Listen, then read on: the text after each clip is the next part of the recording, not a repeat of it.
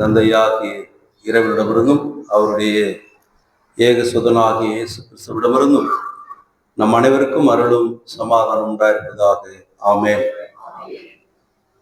இந்த காலை வேளையிலும் இந்த ஆராதனையில் பங்கு பெற்றிருக்கிற உங்களையும் யூடியூப் முகநூல் வழியாக இந்த செய்தியை நேரலையிலே பார்த்து கொண்டிருக்கிற ஒவ்வொரு மக்களையும் இந்த காலை நேரத்தில் இயேசுவின் நாமத்திலே நான் வாழ்த்துகிறேன், வரவேற்கிறேன்.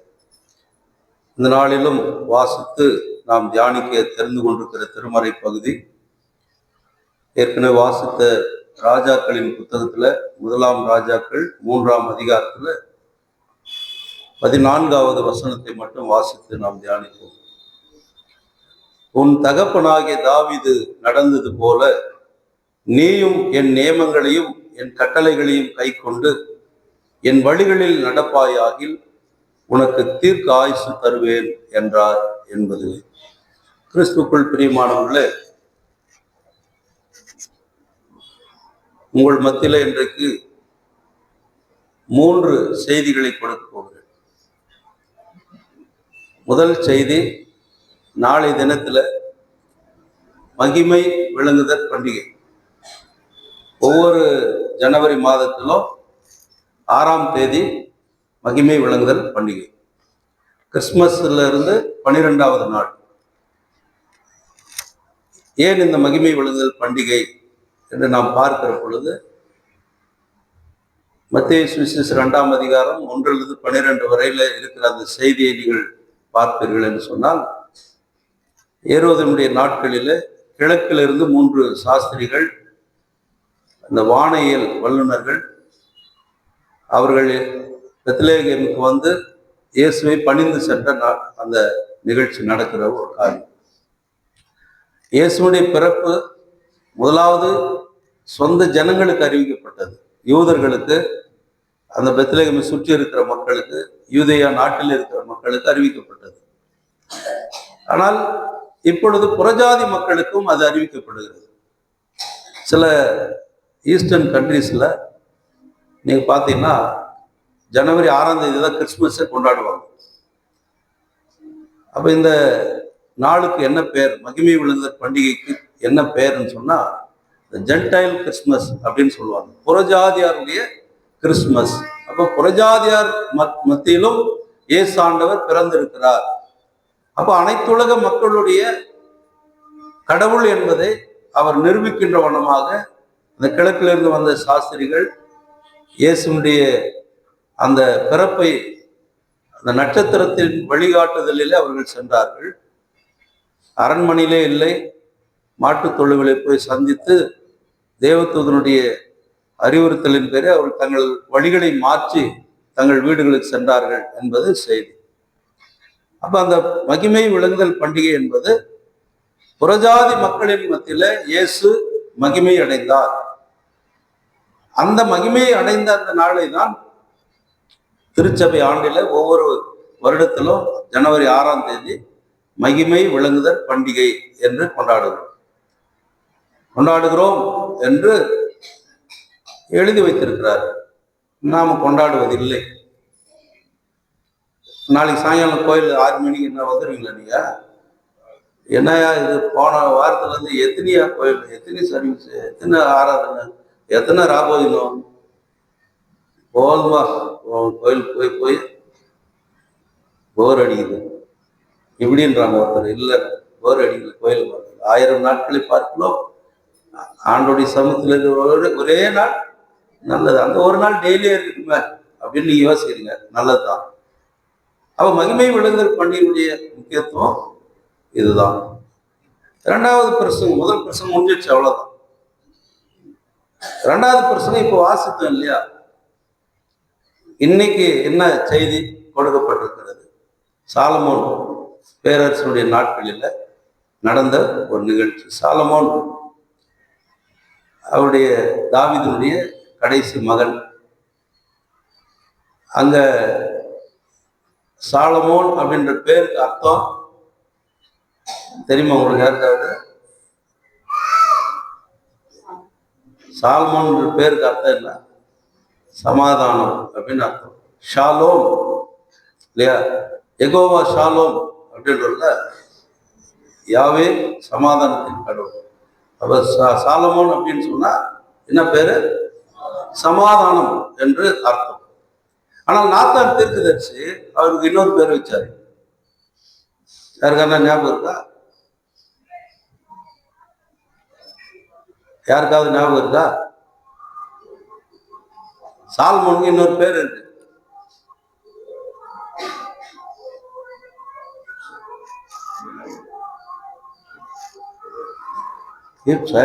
ஓ வெரி குட்.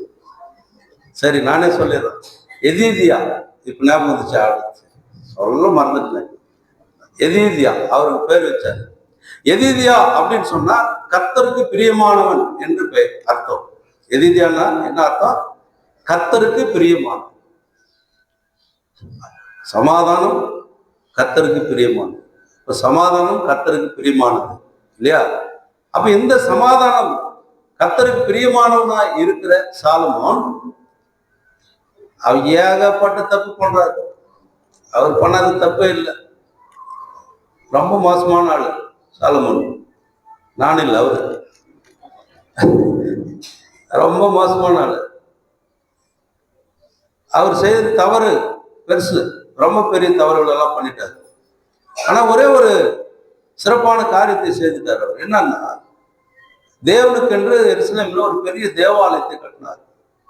அந்த தேவாலயத்தை கட்டி அதை முடித்து பிரதிஷ்டை செய்தார். ஆண்டவருடைய மகிமைக்கு என்று அதை பிரதிஷ்டை பண்ணார். கடவுள் அவரை ரொம்ப நேசித்தார். ஆனா இவரு வேற பொம்பளைகளெல்லாம் நேசிக்கிறார். அந்த பொம்பளைகளுடைய விக்கிரக வழிபாடுகளை நேசிக்கிறார். அந்த மக்களுடைய சொத்துக்களை நேசிக்கிறார். மற்ற மக்களுடைய அந்த வாழ்க்கையை அழிக்கிறார். பொய் சொல்றாரு, கொலை செய்யறாரு, எல்லாமே செய்யறாரு. ஆனா கடவுளத்துல அவர் விலகி போகிறார். ஆனா கடவுள் அவரை நேசித்தார். அப்ப நேசித்ததனுடைய விளைவு என்ன? கடவுள் ஒரு நாள் கனவுல அவர்கிட்ட வந்து பேசுறார். அப்பா, உனக்கு என்ன வேணும்? ராத்திரில கனவு வருதில்ல, நமக்கு வர்ற கனவெல்லாம் ஆப்போசிட்டா தான் நடக்கும். என்ன ராத்திரி ஒரு ஏதோ கல்யாணம் கனவு வச்சு எனக்கு யாருக்கும் கல்யாணம் ஆகிற மாதிரி இருந்துச்சுன்னா காலையில இருந்து பக்கம் விட்டு சொன்னோம்னு வச்சுக்கோ, அவங்க என்ன வந்தாங்க, ஏதோ சாவாளுக்கு ஆக போகுதுன்னு அர்த்தம். ஆப்போசிட் அப்படியே. ஆனா சாலமோனுக்கு வந்த கனவுல கடவுள் அவரிடத்துல உனக்கு என்ன வேணும்னு கேட்கிறாரு. அப்ப அவர் என்ன கேட்கிறாரு?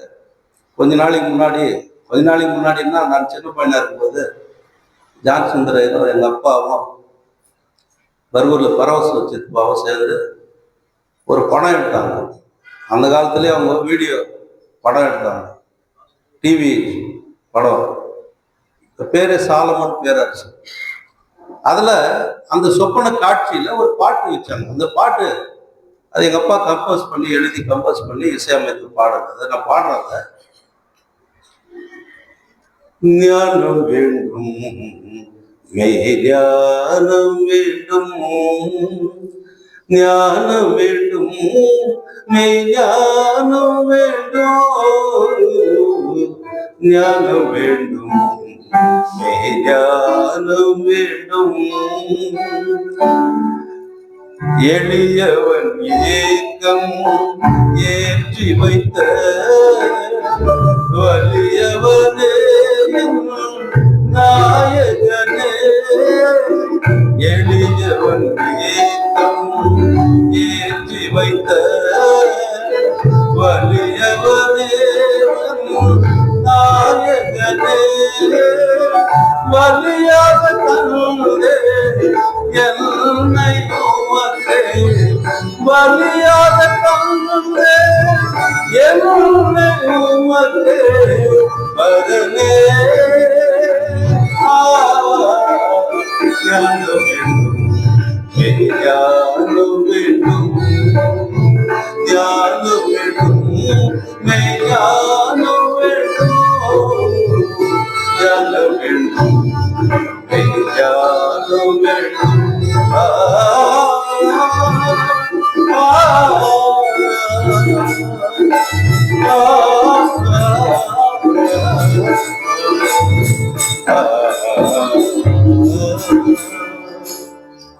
ஊருக்கு நீதி சொல்ல உன்னருள் வேண்டும், வாருக்கு நியாயம் சொல்ல பேரருள் வேண்டும்.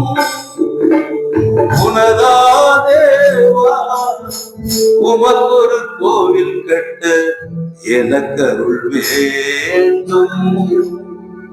ஞானம் வேண்டும், மெய்ஞானம் வேண்டும், ஞானம் வேண்டும், மெய்ஞானம் வேண்டும், ஞானம் வேண்டும், மெய்ஞானம் வேண்டும். உனக்கு என்ன வேணும்? எனக்கு ஞானம் மட்டும் போதும். ஏன்? நீர் தந்த இந்த மக்கள் கணக்கில் அடங்காத ஜனங்கள், இவங்களை ஆட்சி பண்றதுக்கு ரொம்ப கஷ்டம். அதனால எனக்கு என்ன வேணும்?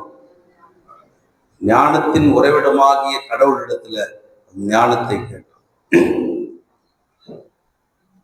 ஒரு 3 பேர் சேர்ந்து கடவுள் கிட்ட வரம் கேட்டாங்க. கடவுளே எங்களுக்கு வரம் தான். கடவுள் வந்து நின்று உனக்கு என்ன வேணும் கேள்ப்பா.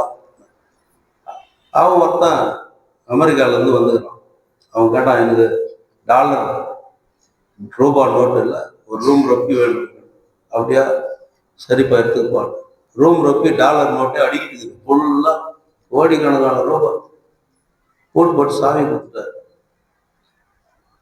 அப்புறம் அந்த பக்கம் வந்தான் ஒருத்தன்.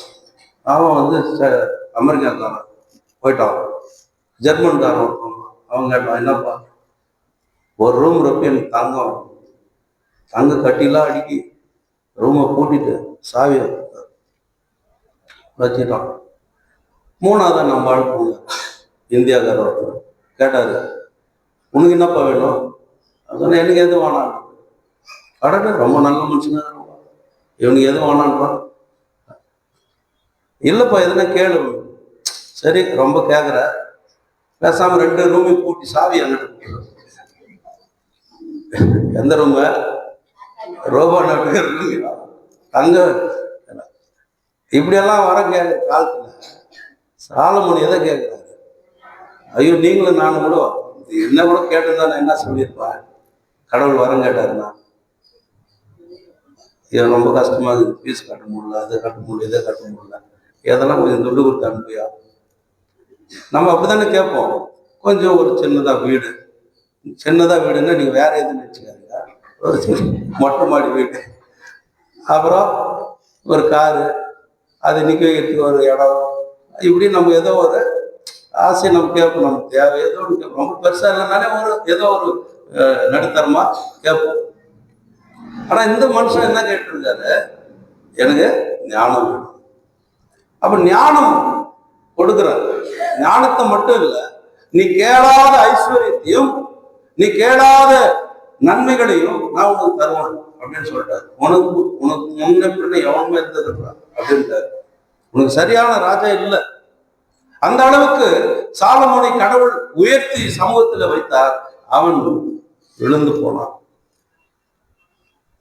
அப்போ கடவுள் அவனுக்கு சொன்ன வார்த்தை, இந்த ஞானத்தையும் இந்த காரியங்களையெல்லாம் நீ ரொம்ப நாள் வாழ்வதற்கான வாழ்க்கையை நீ பெற வேண்டும் என்று சொன்னா நீ செய்ய வேண்டிய காரியம் தான் அவர் சொல்றாரு.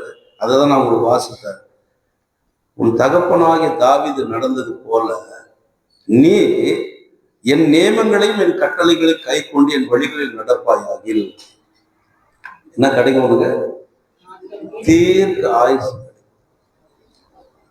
அப்போ அந்த தீர்க்க ஆயுசை அவன் பெற்றுக்கொள்வதற்கு முயற்சி செய்கிறான். ஆனா தவறான வாழ்க்கையை வாழ்ந்ததுனால அவனால அதுக்கு போக முடியல. அந்த அனுபவத்துல பாருங்க, சில அனுபவத்திற்கு தான் கவிஞர்கள் ஆகிடுவாங்க.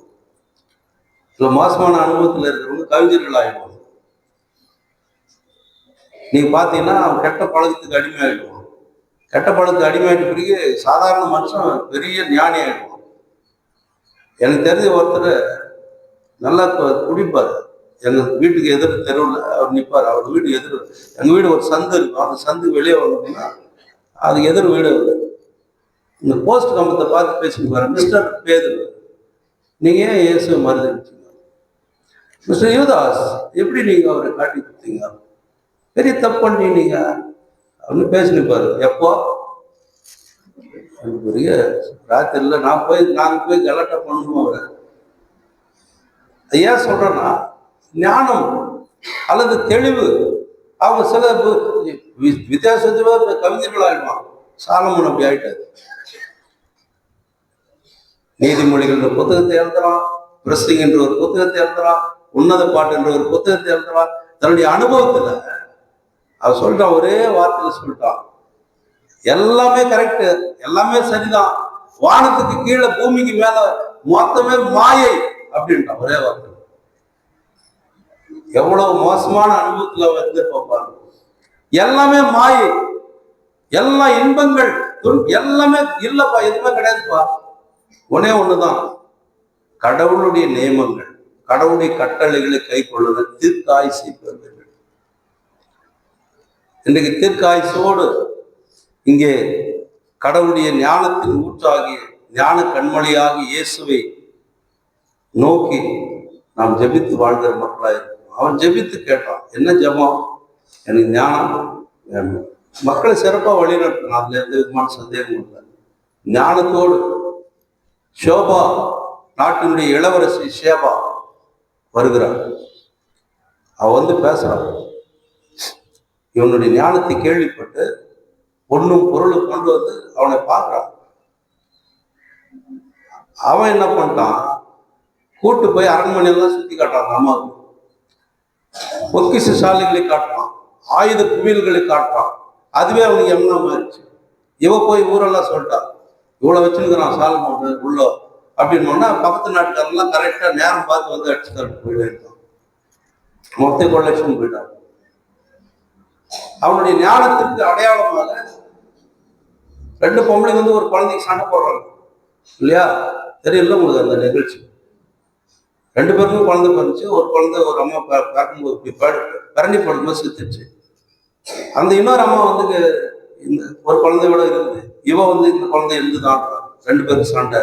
அரண்மனைக்கு போயிடுச்சு பஞ்சாயத்து.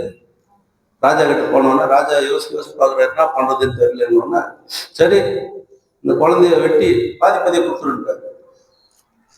உடனே கத்த வயிறு பாதைக்குது. அப்படியே அந்த அம்மா கத்துறா, ஐயோ இந்த குழந்தைய சாகடிக்காத, வேணும்னா அவளுக்கே கொடுத்துரு, எனக்கு எல்லாம் கட்டி கொடுப்பாது, அவளுக்கே கொடுத்துரு. அந்த பொம்பளை என்ன சொல்லுது, ராஜா நீ சொன்னது கரெக்டு, வெட்டி ஆளுக்கு பாதி கொடுத்துரு அப்படின்னு. இப்போ ஒரிஜினல் தாய் யாருன்னு கண்டுபிடிச்சிட்டாருல, அந்த ஒரிஜினல் தாய் கிட்ட அந்த குழந்தை கொடுத்து அனுப்பிச்சாங்க. இதுதான் அவருடைய ஞானம். அதுக்கு ஒரு உதாரணம் நிறைய இருக்கு நமக்கு வேதத்தில், அது குறிப்பிடத்தக்க ஒரு மிக சிறந்த ஒரு உதாரணம். அப்போ இந்த ஞானத்தை கடவுள் இன்றைக்கும் நம்மத்திலே அவர் கொடுத்து கொண்டுதான் இருக்கிறார். அது எப்படின்னா, நம்முடைய திருச்சபையில் இருக்கின்ற முதியவர்கள் வழியாக கடவுள் நமக்கு ஞானத்தின் வழிகாட்டியதாக நம்முடைய பெற்றோர்களை, முதியவர்களை கடவுள் இந்த சபையில் வைத்திருக்கிறாமே. 2வது முடிஞ்சிச்சு. இப்போ 3வது போறோம். முதியோர் நியாயம். இன்னைக்கு அன்பானவர்கள், இந்த முதியோர்கள் என்பது நம்முடைய வாழ்க்கையில ரொம்ப முக்கியமானது. ஏதாவது வீட்டில் ஒரு நிகழ்ச்சி நடந்தா பெரியவங்க இருக்கிறாங்க கேட்டுங்க, அவங்கள ஒரு வார்த்தை கேட்டுங்க. நம்ம என்னதான் பெரியவங்களை உதாசீனப்படுத்தினாலும், எவ்வளவுதான் நம்ம நீண்ட நாள் வாழ வேண்டும் விரும்பினாலும், நீண்ட நாட்களை ஆசித்தாலும், அந்த நீண்ட நாட்கள் ஒரு முதுமையை நோக்கிய பயணத்திலே போய்கொண்டேதான் இருக்கிறது. ஆனால் முதுமையினுடைய அனுபவங்கள் பெருசு, அவருடைய முதிர்ச்சி, அவர்களுடைய ஆலோசனைகள் ரொம்ப பெருசு. ஆனா நம்ம அதை உதாசீனப்படுத்துவோம். பிள்ளைகள் அந்த காலத்துல ஆண்டா ஆரம்பிச்சிட்டாங்க, அந்த காலத்துல ஆரம்பிச்சிட்டாங்க. அப்ப அந்த காலத்துல இந்த காலத்துல ஒப்பீடு செய்து பேசுகிற அந்த பெற்றோர்களுடைய அந்த அனுபவத்தை நாம கேட்க மறந்து போகும், தவறு. ஆனால் இங்க வாழ்வு என்பது இறைவனுடைய கொடை. குழந்தையிலிருந்து நாம் மறிக்கிற வரையில, அல்லது நாம் வயது முதிர்வை நோக்கி இருக்கிற நேரத்துல கூட எதை நோக்கி நாம் பயன்படுகிறோம்? ரொம்ப வயசாயிடுச்ச பிறகு கூட நம்ம இன்னும் ரொம்ப நாள் வாழணும்னு விரும்புகிறோமா? நம்ம பழமொழி வச்சுக்கிட்டோம் நம்ம ஊர்ல. வீடு போந்து, காடு பாவாந்து. காடு என்னாது, வீடு என்னாது. ஆமா, காலம் வந்துச்சுன்னா எல்லாருக்குமே முதுமை வருகிற பொழுது அந்த சூழலுக்கு நாம் தள்ளப்படுகிறோம். குழந்தை பருவத்தில் அந்த பருவத்தை மீண்டும் அடைகிறோம். அந்த குழந்தை பருவம் மீண்டும் நமக்கு வருது. நம்மளால எதுவுமே செய்ய முடியாது. எல்லாத்துக்கும் யாரு வேணும்? ஒரு ஆள் வேணும். அந்த கோயிலுக்குள்ள சாமி இருக்கிறாரு, அவங்க அம்மாவுக்கு செஞ்ச பணிவிடைகள் எல்லாம் நான் பார்த்து நேரத்தில் என் கண் கூட கலங்கிடும். அந்த அளவுக்கு தாயை அவர் நேசித்தான். தாயை அந்த யாரை நம்மளை தொட்டு இப்படி தூக்குறதுக்கு நம்ம யோசிப்போம் இல்லையா? ஆனா அந்த சாமி அவ்வளோ அந்த அம்மாவை தாங்கி தூக்கி குளிப்பாட்டி தொடச்சி அதெல்லாம் பார்க்கும்போது நமக்கு கொஞ்சம் பொறாமையாக தான் இருந்துச்சு. ஏன்னா எங்கள் அப்பா அம்மாவுக்கு நான் பணிபடி செய்யவே இல்லை. ஏன்னா அவங்க என் கூடவே இல்லை, எங்க அக்கா வீட்டிலேயே இருந்துட்டாங்க அங்கேயே. அப்போ அந்த ஆசீர்வாதங்களை, பெற்றோர்கள் ஆசீர்வாதங்களை நமக்கு கடவுள் கொடுக்கிறாங்க. தாவீதினுடைய ஆசீர்வாதம் சாலமோனுக்கு கிடைத்தது. அதனால ஆண்டவர் என்ன சொல்கிறார்? தாவீது எப்படி நடந்து கொண்டானோ அதை போல நீ பக்தியிலும் விசுவாசத்திலும் என்னுடைய வார்த்தையின்படி நீ நடப்பதிலும் சரியான மனிதனா நீ இரு. அப்போ உனக்கு என்ன கிடைக்கும்? தீர்க்க ஆயுசு. அவ தீர்க்க ஆயுசு என்பது வயது முதிர்வுக்கு பிறகு நம்முடைய எதிர்பார்ப்பு என்ன இருக்கு? நீண்ட நாள் வாழ்கிறது.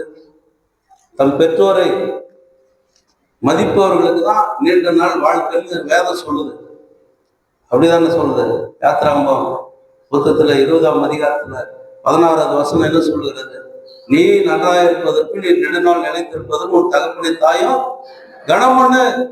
அதோடு தன்னுடைய பிள்ளைகளின் பிள்ளைகளை காணுகிற பாக்கியத்தை கடவுள் அவர்களுக்கு தருகிறார். 128ஆம் சங்கீதத்துல நாம் வாசிக்கிறோம். அது மட்டுமல்ல, நீதிமொழிகள் 17:6 சொல்றாரு. வாசிக்க பார்க்கல, சாலமோன் பேரரசு. நீதிமொழிகள் 17:6.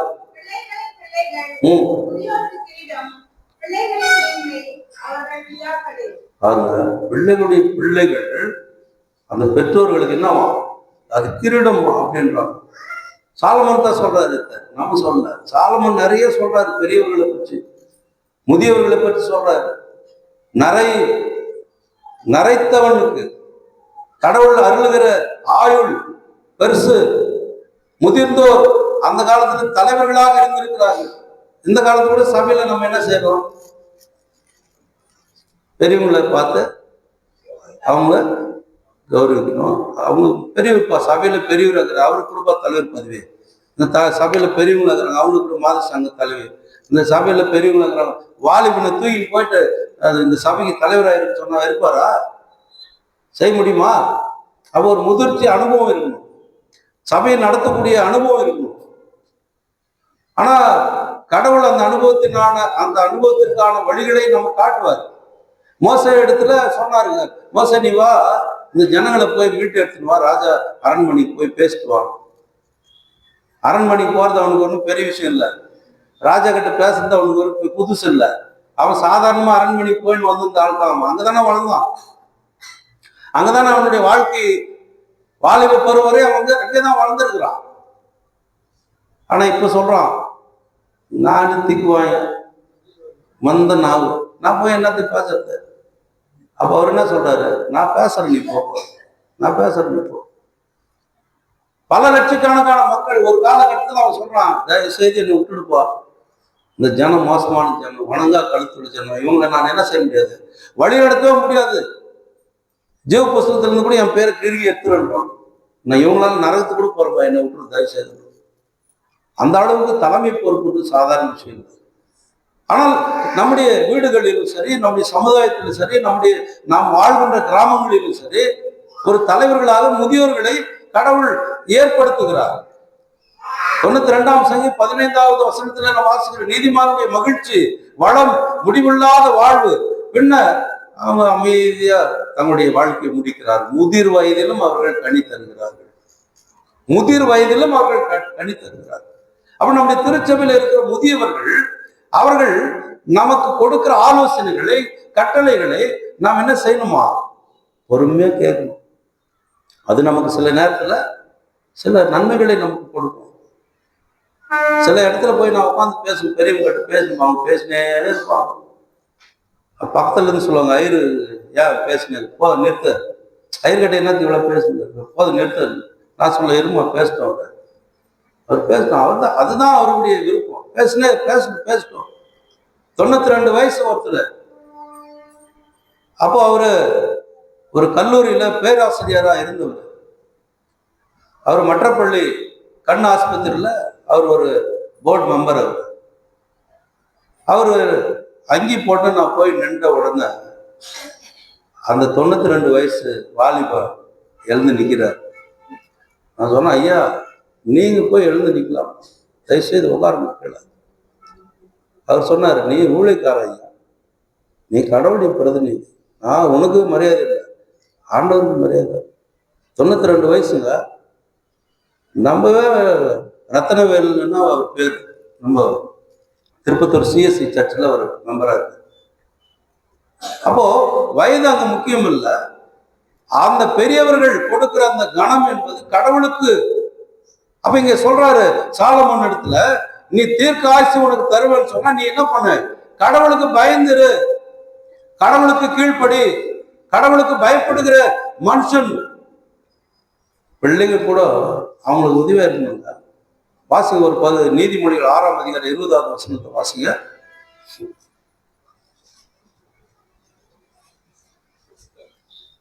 நீதிமொழிகள் 6:20.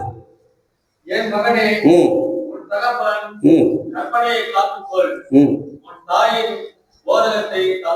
உன் தகப்பனுடைய கற்பனையை காத்து. அவன் சொல்ற ஆலோசனையை காத்துங்க.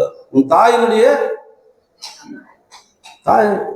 உபதேசத்தோடு கேளு. இன்னொரு பகுதி வாசிங்க, 20ஆம் அதிகாரம் 29. அதுல நீதிமொழியில் 20:29 வாசிங்க வேகமா.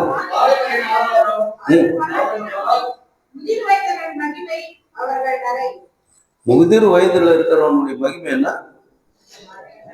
நரை. இப்போ 15 வயசுல நரை வந்துடுது, அப்படித்தானே? இப்பெல்லாம் அப்படி சொல்ல முடியாது.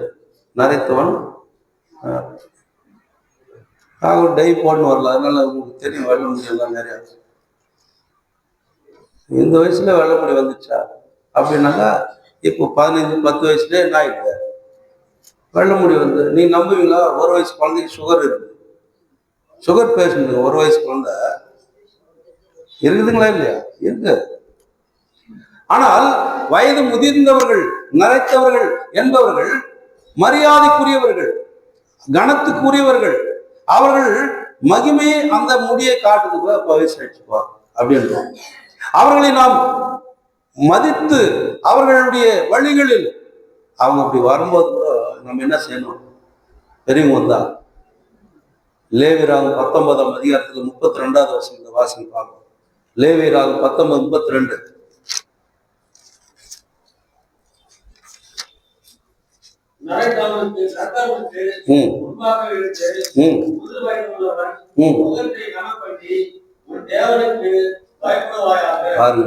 நரைத்தவனுக்கு முன்பாக நீ என்ன செய்யணும்? எழுந்து நில்லு. பெரியவங்க வந்தா எழுந்து நில்லு. பெரியவங்க வந்தா இடம் கொடு. பெரியவங்க வந்தா முதல்ல இதுல பஸ்ல போங்க, ட்ரெயின்ல போங்க. அவங்களுக்கு என்ன செய்யறாங்க? முதியவர்கள், மாற்றுத்திறனாளிகளுக்கான இருக்கை, அதில் போய் நம்ம 4 பேர் உட்காந்துட்டு எழுறதே இல்லை. மாற்றுத்திறனாளி வந்தா கூட சரி, அங்க போய் உட்காரியா அப்படின்றோம். மேலதான் எழுதி வச்சுக்குது மாற்றுத்திறனாளிகள்ட்ட. அவன் சொல்ல போறான், நம்மளோட பெரிய மாற்றுத்திறனாளியை கொண்டு போறோம் தெய்வம் அப்படின்னு அவன் போயிடுவான். அவனுக்கு முன்னால எழுந்துரு, முதிர் வயது உள்ளவன் முகத்தை கனம் பண்ணு. வயசானவங்களை பார்த்தாவே இப்ப முதல் சொல்லிக்கிறது. நம்ம வீட்டு உள்ள வயசானவங்க இருப்பாங்கல்ல, அவங்கள பார்த்தா முதல் சொல்லிக்கிறது இல்லை, அவங்கள கனம் பண்ணு. நீங்க பாருங்க, சில நார்த் இந்தியாவிலலாம் நீங்க பார்த்தீங்கன்னா, பையன் பொண்ணு வெளியே போகும்போதும் வரும்போதும் பெற்றோர்கள் காலில் வணங்கிட்டு தான் போவாங்க, வெளியே வணங்கிட்டு தான் வரும். அது நடக்குது இப்போ, அந்த கல்ச்சர் அது இருக்கு. பெற்றோர்களை நீ கனம் பண்ணு, உன் கடவுளுக்கு பயப்படு. பயம் எப்பவுமே உன்னுடைய வாழ்க்கையில இருக்கிற பிள்ளைகள் அவங்க எப்படி இருக்கணும்? சில நேரத்துல வயதானவங்க வந்து தேவையில்லாத விஷயம் எல்லாம் பேசுவாங்க, நமக்கு தெரியும். தேவையில்லாத விஷயம் பேசுவாங்க. ஒரு 84 வயசு ஒரு அம்மா இருக்கிறாங்க நாம்பூர்ல. திடீர்னு ஒரு நாளைக்கு ஃபோன் பண்ணுவாங்க, ஐரா நல்லா இருக்கிறியா, சொல்லுமா நல்லா இருக்கு. என்னை ஒரு பாட்டு பாடுறதுக்கு விட மாட்டாங்க. செக்ரட்டரி கொஞ்சம் சொல்ல, எனக்கு ஃபோன் பண்ணி சொல்ல, அவங்க சர்ச்சில் பாட்டு பாடுறது. நான் இங்கிருந்து சொல்லணும், நான் அந்த ஐயருக்கு சொல்றேம்மா, ஐயர்கிட்ட சொல்லிக்கிறேன் நான். அந்த சாம்சன் சின்ன பையனுங்கிறானே, ஓ எந்த சபைன்னு சொல்லிட்டுனா இப்படிதாம்மா நம்ம வாசி சரியில்லை. உண்மையாக அந்த இப்ப கூட அந்தம்மா எங்கன்னா வழியில பார்த்துட்டா கூட நிக்க வச்சு, அப்பா பத்துனுங்கிறாருப்பா, என்னால் முடியல, அந்த சர்ச்சுக்கு போன ஒரு பாட்டு பாட்டு சொல்லிப்பாங்க. சில நேரத்தில் ஒன்றும் கொடுமைனாக்கா போன்லேயே பாடும். அது ஐயா இந்த பாட்டு பாடுற கேள்வி பாடும், சரி பாடுமா பாடுமான்றது. நான் பாட்டு கேட்கும், நான் அந்த அம்மா பாடுறது கேட்பேன். ஏன்னா அவங்க நடுவில் ஒரு வார்த்தை சொல்லிட்டு, உங்க அப்பா தான் எனக்கு பாடெல்லாம் கற்றுக் கொடுத்தாரு. நான் பாரு, அதெல்லாம் எங்க அப்பா பாரு மாதிரி கேட்டுக்கலாம். அப்போ அந்த வயதுல நம்ம 84 போன வாரம் நம்ம வாசத்து சுவிசேஷத்தில் அன்னாள் ஆலயத்தில் அமர்ந்து கர்த்தருடைய நாமத்தை மைப்படுத்திக் கொண்டதாங்க அந்த அம்மா. சிமியோன் என்கின்ற வயது சென்ற பெரியவர் இயேசுடைய குழந்தை, அந்த குழந்தையை தூக்கி சுமக்கிறார். பெற்றோர்கள் மதிக்கப்பட வேண்டியவர்கள், அவர்கள் கனம் பண்ணப்பட வேண்டியவர்கள். இயேசாண்டவர் கூட பெற்றோர்களை மதித்தார். சில நேரத்துல பெற்றோர்கள் சில தப்பு பண்ணிடுறாங்க. கோயிலுக்கு கூட்டின்னு வந்தீங்களா, ஒழுங்கா கூட்டின்னு போகணும்ல, நின்று இவங்க பாட்டுக்கு போயிட்டு இருக்கிறாங்க வீட்டுக்கு. 3 நாளா கூட யாரா பிள்ளை இல்லைன்னு தேடாது போங்க பாருங்க. அவங்க புருஷன் முன்னாடி என்ன பேசிட்டு போய்க்கிறாங்க, பெரியம்மா கூட வந்து நிற்போம், சித்தி கூட வந்து நிற்போம், நம்ம ஊருக்காரர் கூட வந்து நிற்போம். ஏன்னா அவங்க 3 நாள் பயணம் வந்து எருசலேம் போறது. போயிட்டாங்க, திருப்பி ரிட்டர்ன் போயிட்டு இருக்கிறாங்க, ஊருக்கே போயிட்டு இருக்கிறாங்க. என்ன பையனை காணுமே, என்ன அப்ப பெற்றோர்களுடைய கடமை என்ன? வந்து கேக்குறாங்க, ஏமா எங்களுக்கு இப்படி பண்ணது நீங்க, அவங்க இல்ல, பண்ணது யாரு? கூடுன்னு வந்தவங்க கூடுன்னு போயிருக்கு, ஒழுங்கா விட்டுட்டு போயிட்டு இருக்கிறாங்க. இப்ப அவர் வந்தவொன்னு கேட்டாங்க கேள்வி, ஏன்பா எனக்கு இப்படி பட்ட, நானும் உங்க அப்பாவை தேர்ந்துக்கிறேன். அவர் சொன்னார், ஏன் நான் என் பிதாவின் வீட்டுல இருக்கணும்னு உனக்கு தெரியாதா? தப்பு நினைச்சதம்மா. அதுக்கு பிறகு என்னமே பேச, சரி வாப்பா போலாம். அவர் பேசுற பேச்சு ஞானம் எல்லாத்தையும் பார்த்து ஆச்சரியப்படுகிறாங்க. அவர் மட்டும் இல்ல, அங்க இருந்த பெரிய பெரிய மத தலைவர்கள் எல்லாம் ஆச்சரியப்படுறாங்க. இயேசுடைய ஞானம் இவ்வளவு பெருசா இருக்கு, எப்படி இந்த ஞானம் உங்களுக்கு வந்ததுன்னா, 3வது வசனத்துலயும் 40வது வசனத்தில் சொல்றாரு, 52வது வசனம் சொல்றாரு, அவர் ஞானத்தில் வளர்ந்தார், கடவுளுக்கும் மனுஷருக்கும் பிரியமா இருந்தார், கடவுளுடைய அந்த கீழ்ப்படி, பெற்றோர்களுக்கும் கடவுளுக்கும் அவர் என்ன செய்தாரா, கீழ்ப்படிந்து. அப்போ நம்முடைய சபையில அல்லது நம்முடைய குடும்பத்தில் இருக்கிற மூத்தவர்களை, பெற்றோர்களை நாம் என்ன செய்ய வேண்டியவர்களா இருக்கிறோம், கனம் பண்ண வேண்டியவர்களா இருக்கிறோம், மதிக்க வேண்டியவர்களா இருக்கிறோம். அந்த பெற்றோர்கள் எப்படி இருக்க வேண்டும்னு சொல்றாரு. தீத்து 2ஆம் அதிகாரத்துல 2லிருந்து 5 வரலையும் நீ வாசித்தீங்கன்னா அங்க பெற்றோர்கள் எப்படி இருக்கணும்னு சொல்றாங்க. அது கூட ஒரு ஒரு ஒரு நீ வாசித்து பாருங்க. அப்போ இந்த பெற்றோர்களை கடவுள் என்ன செய்யறாரு, நான் தாயின் கருவில் உன்னை பிறக்கிற நாள்ல இருந்து நான் உன்னை என்ன செய்யறான், அப்படியே தாங்கி தாங்கி தாங்கி தாங்கி தாங்கி வந்து நரை வயது மட்டும் நான் உன்னை தாங்கி சுமக்கிறேன் என்று சொல்லி எஸ்ஐயா 46:3-4 வாசிக்கிறோம். நரை வயது மட்டும் நான் உன்னை சுமக்கிறேன்.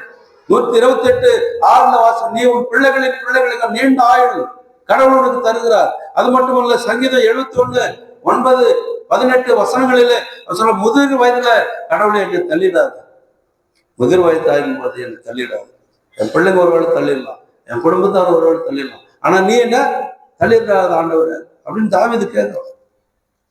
நாம் கூட இன்றைக்கு அப்படிதான் ஆண்டவர் இடத்துல கேட்கிறோம், ஆண்டவரே நீர் என் கூட எனக்கு உதவியாயிரும், எனக்கு என்னை கைவிடாத. வயதான காலத்துல சொல்றாரு சாமு, நேத்து சாட்சி சொன்னாருங்க, எங்க அம்மா வந்து புண்ணு அதிகமாயிட்டு எத்தனையோ டாக்டர் கிட்ட கூட்டிட்டு போனேன், எவ்வளோ மருந்து மாத்திரை போட்டேன், எவ்வளோ ட்ரீட்மெண்ட் பண்ணால் அது நல்லாவே இல்லை. கடைசியில் நான் ஆண்டவர்கிட்ட கேட்டேன், எங்கள் அம்மா சாகும்போது புண்ணு இருக்கக்கூடாது ஆண்டவரை, அமைதியாக செத்துடணும். ஆச்சரியம் என்ன தெரியுமா, அவங்க சாகும்போது புண்ணு ஆறிட்டு மருந்து மாத்திரை எல்லாம் வேலை செய்யல. எதுதான் வேலை செஞ்சுக்குது? ஜபம். ஆண்டவரிடத்துல கேட்ட ஜபம், சாலமோன் இங்க கேட்கிற ஜபம் அவனுக்கு கொடுக்கப்பட்டது.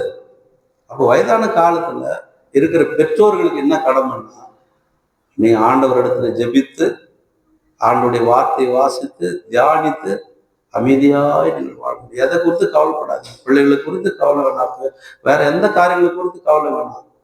ஆண்டவர் இடத்துல உங்களுடைய சங்கதிகளை ஒப்புவீங்க.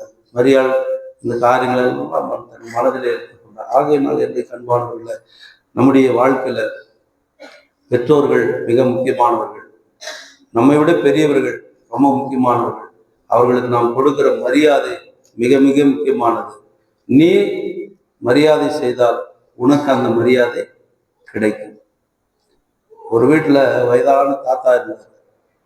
அவங்க அப்பா இருக்கிறார். மகன் அவருக்கு ஒரு தட்டுல சாப்பாடு போடுவான். அந்த தட்டு ஒவ்வொரு நாளும் சாப்பாடு போட்டு அதை கழுவி வச்சிருவாங்க. இவங்க வீட்டில் வேற தட்டு சாப்பிட்றாங்க. வேற மகன் கேட்டான் அப்பா கிட்ட, அப்பா தாத்தாவுக்கு மட்டும் நீ அந்த தட்டில் போடுற, நம்மளுக்கு எங்க டைனிங் டேபிளில் போடுறாரு. அவர் தாத்தா வயசாயிட்டுல, அவரு இங்கே உட்காந்து சாப்பிட முடியாது, அவர் கீழே உட்காந்து சாப்பிடுவாரு, கீழே எல்லாம் சிந்திருந்தா, அதனால அவருக்கு அங்கே போடுறா. ஏன்பா எனக்கு கறி சோறெல்லாம் போடுறா, அவருக்கு ஏன்பா அவருக்கு பல்லு இல்லைடா தாத்தாவுக்கு, அதனால அவருக்கு எலும்பெல்லாம் கடிக்க மாட்டாரு, அதனால அவரே குழம்பு மட்டும் ஊற்றி கொடுக்குறாரு. இப்படியெல்லாம் சொல்லி ஒரு நாள் தாத்தா செத்துட்டாரு. அப்போ தாத்தா செத்தோடனே அவருடைய பெட்டு அவருடைய எல்லாத்தையும் தூக்கி தூரம் போட்டாங்க. தட்டெல்லாம் தூரி போட்டுக்கிறான். பேரன் வந்தான், அப்பா இங்க ஒரு தட்டு இருந்துச்சு தாத்தா, அது எங்க? ஏண்டா அது தூக்கி போட்டேன் நான். ஏன்பா தூக்கி போட்ட? அது எனக்கு வச்சு தானே. ஏன்பா நீ வயசாயிடுச்சுன்னா உனக்கு வைக்கணும் இல்லைன்னு. அது பேர பிள்ளைங்களுடைய அந்த ஞானம் பாருங்க. அப்போ நாம் எதை அவங்களுக்கு கொடுக்குறோமோ அதை தான் நமக்கு திருப்பி கிடைக்கின்றது உலக நீதி. அப்போ பெற்றோர்கள், நம்ம பெரியவர்கள், மூத்தவர்களை, நமக்கு ஒரு வயசு பெரியவனாக இருந்தாலும் நம்ம என்ன செய்யணும்? அவங்க நம்ம மரியாதை கொடுத்தாகணும். எந்த சூழ்நிலையிலும் நாம் என்ன செய்யக்கூடாது? அவங்கள இயேசு ஆண்டவர் எப்படி பெற்றோர்களுக்கு, சமுதாயத்திற்கு அவர் கீழ்ப்படிந்து நடந்த சிலுவை வரையில தம்மை தாழ்த்தி தம்மை அடிமையாக அவர் கருதினார். அதனால்தான் நாம் இயேசுவை பின்பற்றுகிற மக்கள், நம் கிறிஸ்தவர்கள் என்ற பெயரை அந்தியோக்கியால இருக்கிற மக்கள் நமக்கு கொடுத்தாங்க. கிறிஸ்தவர்கள் நாமளே வச்சுக்கல பேர். பார்த்தவங்க எல்லாம் சொல்லிட்டு இவங்க கிறிஸ்தவங்க அப்படின்னு பேர் வச்சுட்டாங்க. இன்னைக்கு அப்படி யாருன்னா நம்மளை சொல்லுவாங்களா, இவங்க கிறிஸ்தவங்க அப்படின்ற வார்த்தை நமக்கு மற்றவர்களிடத்திலிருந்து வரணும். கிறிஸ்தவங்களா இவங்க அப்படின்ற வார்த்தை வரக்கூடாது. அப்போ நம்ம கிறிஸ்துவுடையவர்களா இருக்கிற பொழுது, கிறிஸ்துவை தரித்துக் கொள்ளும்போது, கிறிஸ்துவின் ஞான கண்மொழியாகி கிறிஸ்து அப்படின்றார் பவுல்.